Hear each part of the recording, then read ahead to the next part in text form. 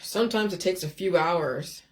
Sometimes it takes a few hours for me to kind of get my head in this game of speaking about everything that I've been writing about, because it's like going back to yesterday and picking up where I left off, and then also bringing on new thought processes. Or I won't say it's a new thought process, but just downloading everything that I uploaded the last couple days, the last week.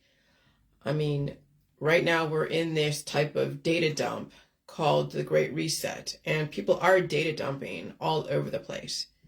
What's data dumping? Well, whatever you have been trained in, whatever you have been programmed in, is now realizing itself, and people are accelerating the downloads of their programming.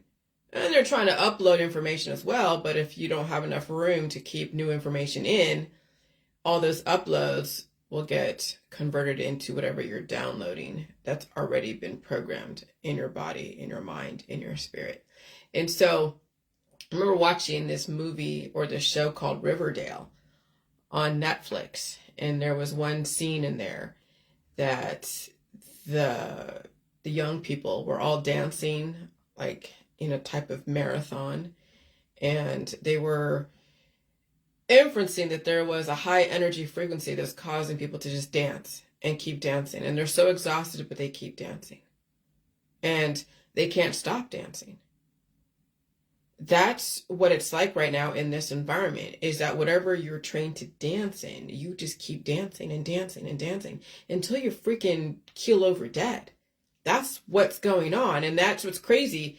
And so I understand the power of keep speaking, keep dancing, keep working, keep doing this, but I also understand the other side of it, how to save yourself while you're doing it, which is, allowing things in the body, mind, and spirit to come to surface. And all the uploads that you received the last 100, 200, 300, 500 years to your genetic line is now being downloaded into this matrix called the New World. And you're seeing what people are downloading into the system from all the uploads the last however many years. And so I have figured out how to support these downloads without dying from them. Because all the uploads that I received, they were pretty crazy. What do you mean uploads? All the information I was exposed to the last 50 years. I'm 50 now. Today I'm 50 and a day. I'm beyond 50 now. I'm on my way to 51. And then I'll have 364 more days to then become 52. And then another 364 days become 53. And then all of a sudden, the train leaves the station and here we are. We're in 2030. So we figured out yesterday that you're given basically 50 lifelines. And who's to say where kids are in the span of the 50 lifelines that's in their genetic line? Because every genetic line has about 50 lifelines. And some generations were able to gain more lifelines with that 50. Like, you need to have money to make money. So they had enough substance, enough lifelines in their body to gain more lifelines to give them whatever power they need, and also reproduce when needed. And so, the world, the humanity, and even animals are given 50 lifelines. And what you do with these lifelines will be the difference whether or not you're going to survive this next world that we're going into or close it out. And we thank you for your service. So, I could totally see why Dr. Hayflick, the whole Hayflick limit with the 50 lifelines, the 50, times the somatic cells redouble itself, was famous in the area of gerontology, the aging process. And then I've made a name for myself. I don't care if people believe me or not believe me, because it still remains to be seen. Time is going to be the only truth when you think about it. That I could surpass the Hayflick limit, release the demons, and still deal with this crazy-ass climate change that's going on. And it was warm yesterday. I was downloading so much. I was saying so much shit yesterday. Like, so much stuff yesterday. It was insane. And I don't have a censor on my mouth, because why should I at this point? I don't have any company I work for. I'm not representing a family, friends, or any type of, ideology that is respectable, right? I have my own autonomy, and I've developed a platform where I can speak my mind without risking backlash from the system to say that what I'm saying is illegal, because nothing that I'm saying is illegal. So as long as I'm not making claims to the point of then giving people, making promises to people that I can't keep.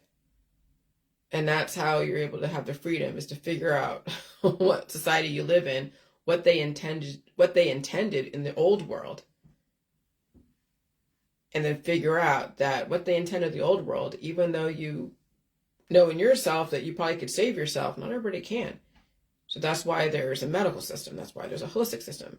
So people have absolution and live out the rest of their life as peacefully as possible, as pain-free as possible, with absolution. We're surrounded by friends and family and whatever, and pleasure and paradise, and they're off to the next world, on a silver platter to whoever. So yesterday was really insane. And it was nice, but not, because I was just like, I was flipping out on a lot of stuff because it was Monday. Systems were being stupid. I had to go and chase after stuff. I had to go and figure some shit out. And though things are okay, I mean, I even saw what scammers could possibly do whatever. And it doesn't mean that we were scammed. It's just the scenario, if it wanted to, it could present itself to be a scammy situation. And so I could see even potential for how people can get over on people. And there's so many ways to find the holes in the system to get quick money and then disappear. I don't know. It was yesterday. It was just like, I was just data dumping, like literally data dumping. And that's why Facebook is so amazing, because the data that you have within, I'm telling you, it's a gift to the world if you can figure out how to just let it all out and then organize it when it's out there.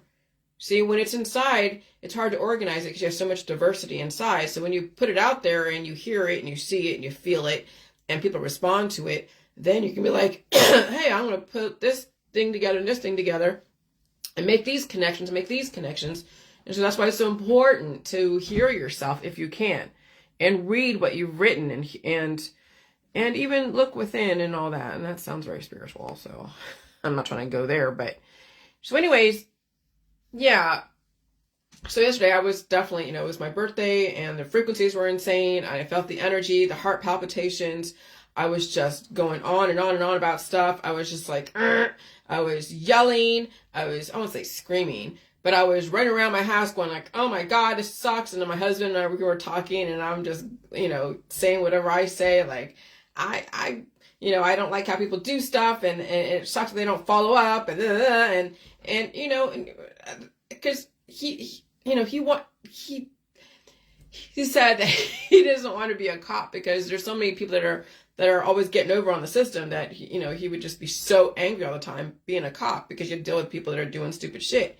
And I'm like, I can't work with people who don't know how to follow up on stuff, who don't know how to make sure that this is taken care of and this is taken care of, this is taken care of. And so, I have a very specific way of doing things in the business world of following up and being so detailed and all that. And so yesterday, all of that came out because I'm dealing with people who don't follow up on stuff, who just assume the system is going to take care of their needs once they do one thing, and they don't know how to check up behind every single thing, because you can't trust the system is being able to do things. You have to figure out where the holes are in the system and how to plug the holes to fit within your, what you need, not take advantage of the system. So anyways, yesterday was just crazy. And I felt the energy today. I just felt another frequency shift again this morning. And so here I am. I'm plunking on my computer and doing what I do best, is just fucking download everything and process information. And here y'all go, freaking do something with it, because I've developed the space to do that. And that's what I choose to do with my time. Yeah, I can go and I can go clean the basement, which I'm sure I will. I will vacuum those cobwebs in the basement. But right now, this is how this is how I innovate myself in the world and how I contribute to society. My information, who I am, is a contribution to society. And I don't take too much from society. I do not, tax society so much. I pretty much keep to myself.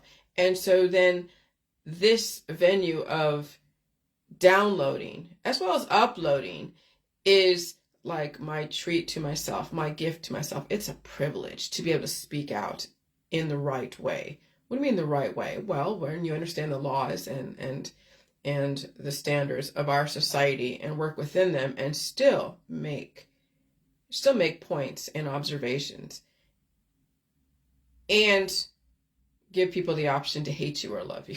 I don't want people to love me. I don't want people to hate me, but still give people the option to do whatever. And if people understand the authenticity of where you're coming from, they won't really hate you. I mean, they might have issues with your information, because even when I've read people's Facebooks and they're all about hating, Israel or hating other things, I would react too and be like, what the fuck, But then I understand people have to take things to each side of the extremes. It takes one side, eventually take the other side and understand both sides of it. Maybe that's my wishful thinking, but yeah, I mean, that's just all part of it. It's just get it all out. This is the venue to do it. Okay. And then once you take both sides, once you take one side, then maybe you'll have the opportunity to take the other side and understand the other point of view. If you're that innovative and that forward thinking that you have the capacity to look at both sides of the issue, then one day you will be neutral and save yourself. But when you take one side of the issue or the other, okay, you're heading for disaster because you're lopsided. Why you're lopsided? Because you're blinded to the other thought process that could actually help you if you understand both sides. And then when you realize that it's better to be neutral than take up for each side. Because yeah, America was never neutral. America was always about taking sides, being somebody else's scapegoat. We're always going in and settling disputes or becoming disputes or playing those games. And yeah, America has been hated because we've been used as tools for somebody else. All right. And so the system knew what they developed. We're not a Switzerland. America is not a Switzerland. I would love to be a Switzerland, but that would require everyone in America to figure out the other person's point of view. Okay. So I get both sides of all the issues. I don't necessarily agree with both sides and how it manifests. And it doesn't even matter whether you agree or not with one side or the other.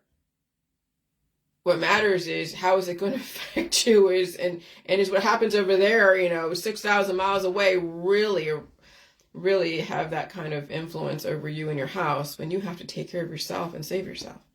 And so when I'm reading articles from 6,000 miles away that says that Spain and Portugal and other European countries are under excessive heat. And then I feel the heat yesterday and it was pretty insane. I heard sirens. And then people are dying all over the place, dying suddenly. And it's not just the V's or the chemtrails or all the things that people are focusing on. It's a myriad of so many factors, plus then people's lack of release, lack of nutrition, and the heat. Heat's fucking insane. And even though, I took away my trees, which my husband, he felt it was necessary, and so I'm not going to argue with him because he wants to landscape our place. But yeah, when you don't have as many trees, it's going to be hotter. Oh, it's going to be when they had to cut down the tree behind our house, and now we're getting direct sunlight onto our deck. Oh, that's some excessive heat. I'll tell you, excessive heat. The heat is a killer. The heat is a killer. And so when I read articles, it says that last summer was a deadliest summer for places like Spain and Portugal and Greece because of the heat index. And I know what we're all in for. Ohio, California's going through crazy storms. The East Coast, Florida. You know how many people are elderly in Florida? How many people are compromised in Florida? You know how many people are compromised in California, in Ohio, and the New York?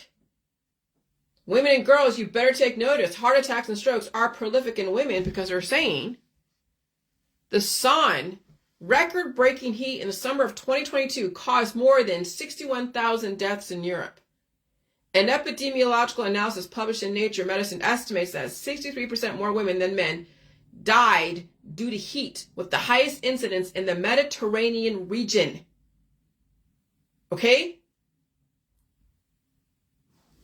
And as you know, the lines in the sky might, yes, condensation, it may have excessive particulates that are causing reflection and even a heat conduction. What you can fucking do? Remember, you have choices. You can be out there and have the sun, like the limestone in your driveway, reflect back like the snow, reflect back and burn your face off. Or you could be out there on the water and have the water reflect back and burn your face off when you think about it. Or you could be home in the darkness of your house, in the coolness of your house, maybe even in your basement because it's cooler down there, and only go out minimally. Oh, maybe only at night. Maybe not so much during the day. Okay? I mean, those who are out in the sunlight all day long in this new transition, yeah, heart attacks, strokes, and then also burning up your lifelines. Because remember, we're talking about the whole hay flick and the lifelines and burning people's lifelines and fertility and speeding up the engines, causing people to be on the hamster wheel even faster and faster and faster and faster, versus slowing down their lifestyle, slowing down their belief system, and realizing that if you can't control the particulates and the particle acceleration, then you have to control your life so it doesn't burn you through all the lifelines that you've inherited, and maybe give you a possibility to gain lifelines even in this environment. And I don't know how that people would do that, because they have to understand the necessity of food, water, rest, release, because you could be cultivating things that are taking away your lifelines as you speak. People don't even realize that.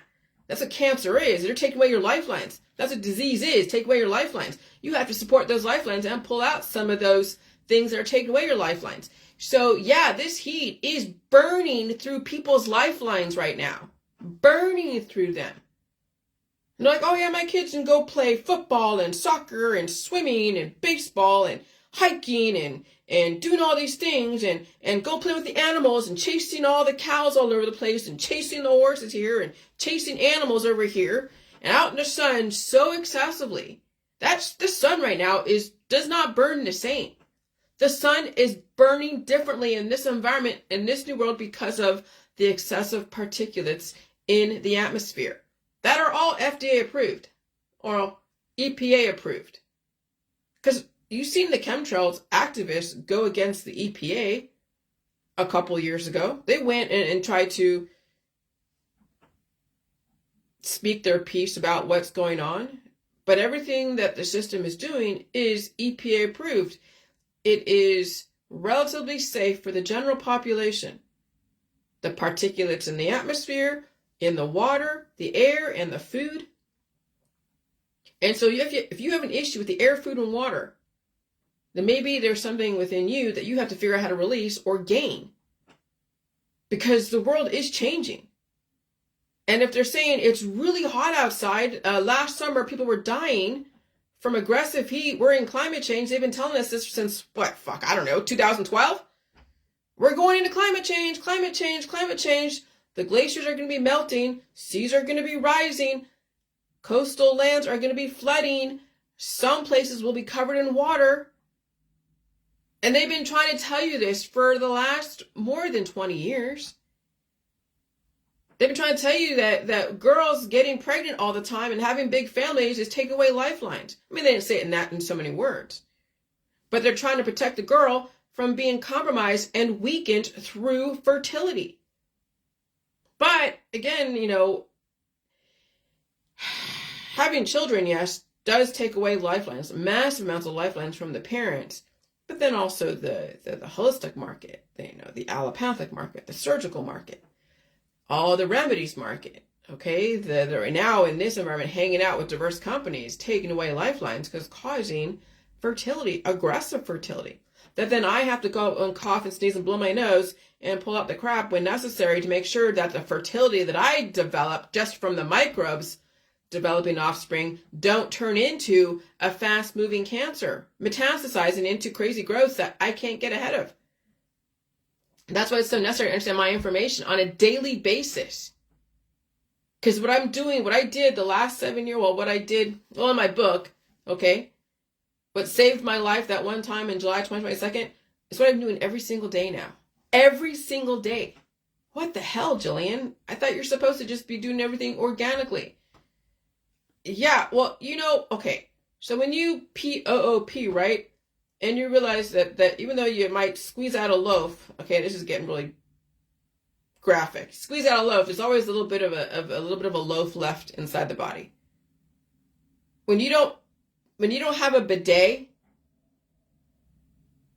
then you're going to be leaving those little loaves that you release every day in the body, and then that stays in the body and metastasizes, and it turns into something bigger and bigger and bigger. So the whole J world is to understand that you do leave shit behind. Literally, you leave shit behind. You got to release all those demons out of your body. And that's why bidets are great for the European culture, but Americans, they don't believe in bidets. They just take their little shits, whatever they are, they still have shit left behind, it metastasizes and turns into something crazy. So that's where you get the whole anal retentive type of personality, where they're so, I don't say obsessive because that sounds pejorative, but really committed to making sure they don't leave anything behind. And make time for not leaving shit behind. That you clean up the old world before you embark on a new world, which is a new day. Every single day, you don't want to leave that shit behind if you don't have to. Because again, that will turn into something crazy later on. And that's why Western bathroom habits, when you think about American bathroom habits, are not very thorough at all. Europeans might have an edge on us because of the bidets, but even still, what is that? How are you using those bidets? And so, yeah.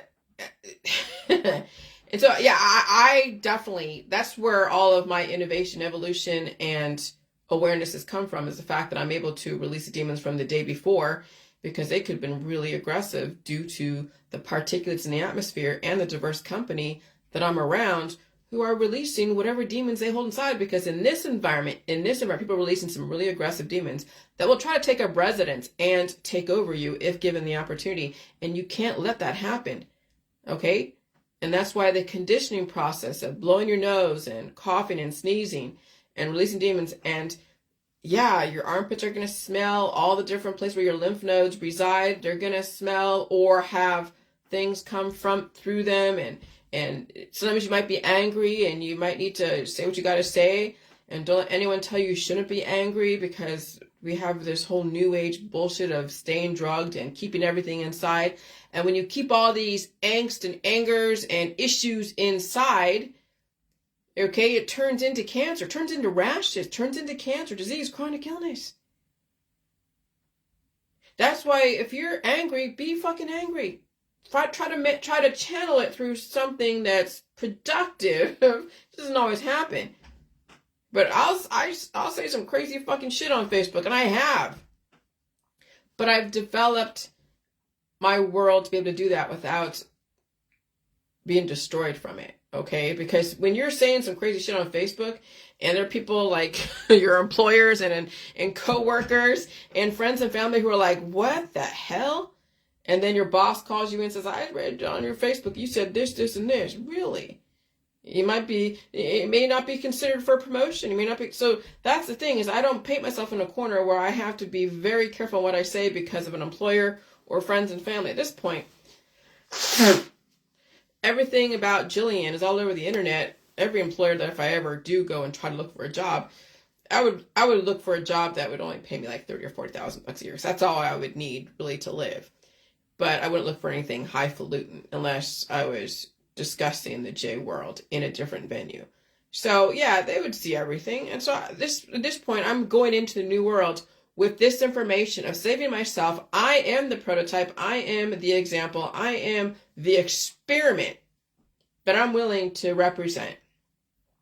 And that's not going to win me a lot of traditional reviews of, oh yeah, let's welcome you in open arms. No, people like me are controversial. We don't fit into traditional societies, traditional workplaces, traditional societies, traditional things. And that was what I was bred for, is to be non-fucking traditional.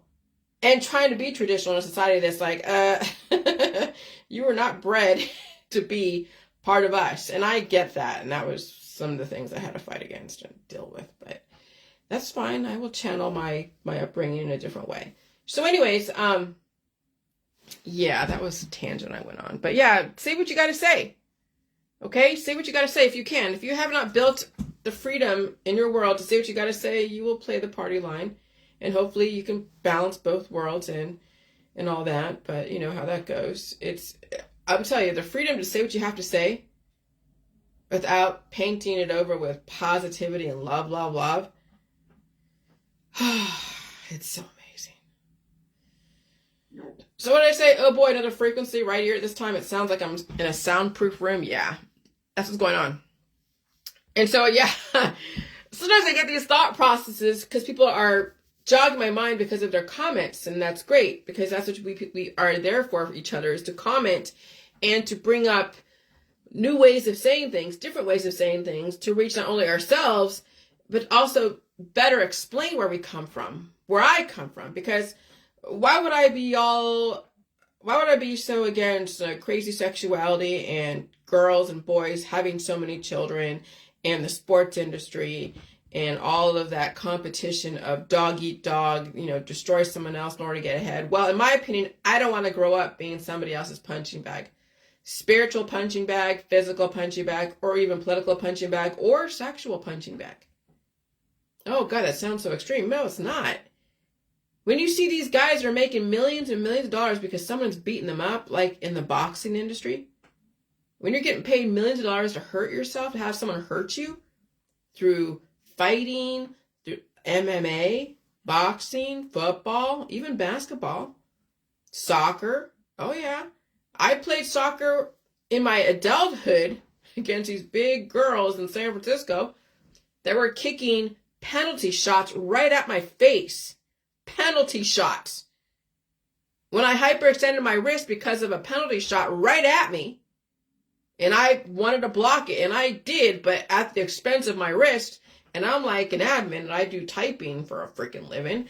I'm like, why am I doing this in my free time? Why am I doing this? What the hell? What do I have to prove here? Okay? Switzerland, you don't need to be somebody else's punching bag in order to be relevant. You don't need to be a soccer star to be relevant. You don't need to be an Olympic star to be relevant. You don't need to be a swim star to be relevant. You don't need to be a football star or, whatever star out there to be punched by somebody else voluntarily to be relevant. But that's what we've bred our children and girls to be relevant, by being sexually compromised to be somebody else's punch bag. Because, yeah, babies punch their mothers inside the womb. They're going through major, massive mangledness inside the body as the baby keeps sucking the life out of the mother. We're breeding our girls to do this to themselves. They become someone's sexual punching bag, family punching bag, right? I think men and women could have a better future if they don't have to be somebody else's punching bag. That would require autonomy. See, when I'm sitting here on my own, right, and no one's around me, and I'm working my brain and thinking about stuff, watching different Netflix shows to see what kind of programming people are under and what they're exposed to, and I'm observing my Facebook, because all of you are like you're observing me. We all observe each other and talk about it or resist it or assimilate to it. And I'm developing new thought processes for me and getting more clarity on my position in the world and how to say it even more succinctly if necessary. Okay? Autonomy allows for self-reflection. I understand when you have not been given the gift of autonomy, because you've been constantly surrounded by friends, family, and distractions and addictions and all that. What I'm doing, just sitting by myself alone in my house. My husband's on the truck doing whatever he does. And I'm not going off to coffee shops and programs and events. I'm just sitting here just in my head. People are like, what the fuck? You're a sociopath. You're antisocial. Because when I think about it, okay, so if I were to play that part of going and hanging out with people, what would I talk about with them? Do you see that? See, the issue with people like me is that when I go and hang out with the general population who don't really understand me, what the fuck would I talk about with them? Oh, gossip, health issues, politics, religion, the latest sciences, the latest inventions, and oh gosh, health issues. But you really couldn't have clarifying conversations. You couldn't have innovative conversations. Or wait, you play games. That's right. You play Monopoly. You play Hands Across America or something. Or no. Or you get drunk and just do stupid shit. Okay, I played those games. Not even just recently. I'm not trying to target anyone specifically. I played those games ever since I was freaking 18, 19. I think I was at a bar at 18, at a gay bar actually, because my good friend at the time, he was gay at the time. I didn't even know about gay bars until I worked with this person, who has actually died a couple years ago.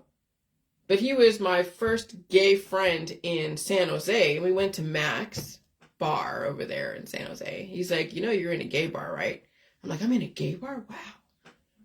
So yeah, drinking.